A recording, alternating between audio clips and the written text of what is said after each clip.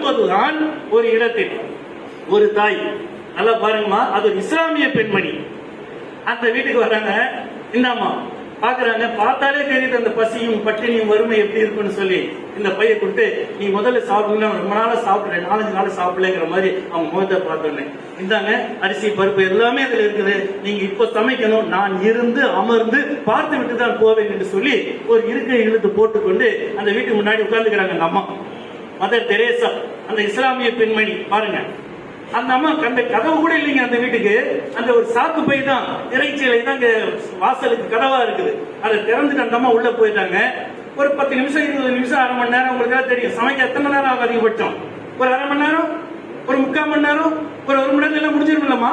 அவங்க அந்த அம்மா உள்ள போறாங்க, இந்த அம்மா உட்காந்துட்டே இருக்கிறாங்க. சமைக்கிற வாசமும் கேட்கல, சமையல் வாசனையும் வரல, ஒன்னையும் காணும். இந்த அம்மா உள்ள போனோம், அந்த அம்மா காணும். ஒரு 100 ஜகான் நம்ம பேர் வச்சுக்கலாம் அந்த அம்மாவுக்கு. அந்த பெண்மணி உள்ள போன காண, என்னடா சமையல் பாத்திரம் உருட்டுற சத்தமும் காண, எதுவும் இல்லை. இந்த அம்மா என்னதான் பண்ணுது, அந்த சாக்கு பையை நகர்த்தி விட்டு லேசாக எட்டி பாக்குறாங்க. இத்தனை நேரம் ஆயிடுச்சு அந்த அம்மா பாக்குறாங்க.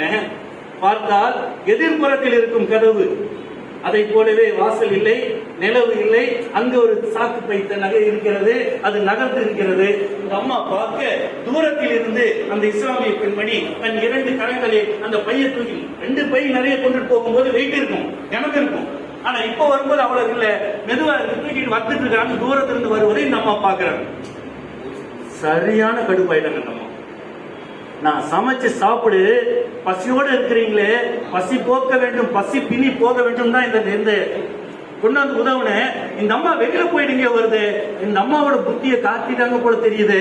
ஏற்கனவே ஏழையா இருக்கிறவங்களோட நிலவை பாத்தீங்களா எப்படி தெரியுதுன்னு, நான் கொடுத்த பொருளை எல்லாமே கொண்டு போய் வெளியில எங்கேயோ விலைக்கு வித்துட்டு வந்துட்டாங்க போல இருக்கு, பாதி விலைக்கு வித்துட்டாங்க போல இருக்கு.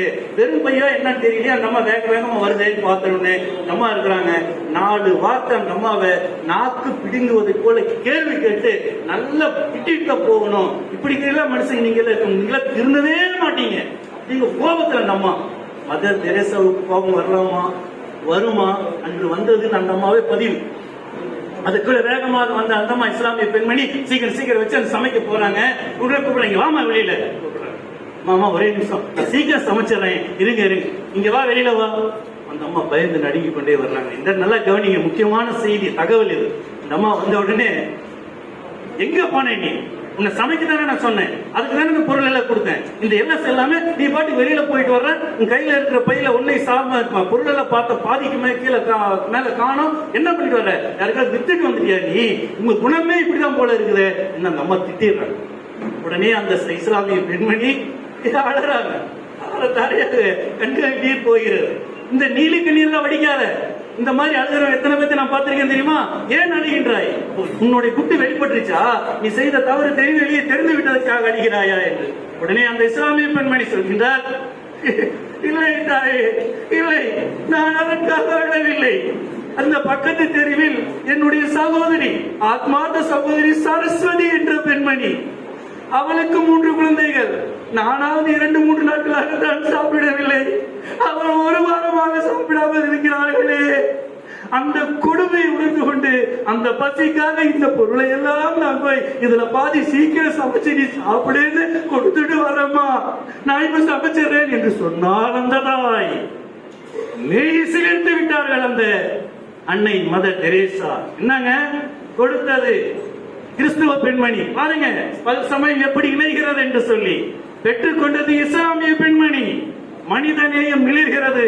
ஒரு இந்து சகோதரி சரஸ்வதி என்ற பெண்ணின் குடும்பம் வாழ வேண்டும் என்பதற்காக உதவிக்கரம் நீட்டியது அந்த இடம்.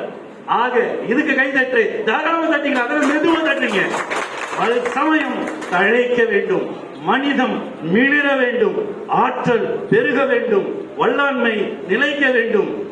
நமக்கு கிடைத்த இந்த ஆட்சி சிறப்பான ஒரு ஆட்சியை நாம் சீர்மிகு ஆட்சியாக கொண்டு செல்வோம்.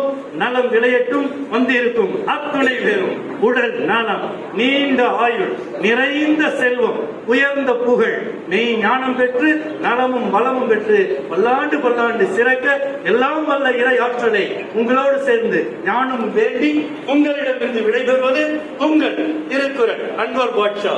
வாழ்த்துக்களுடன்.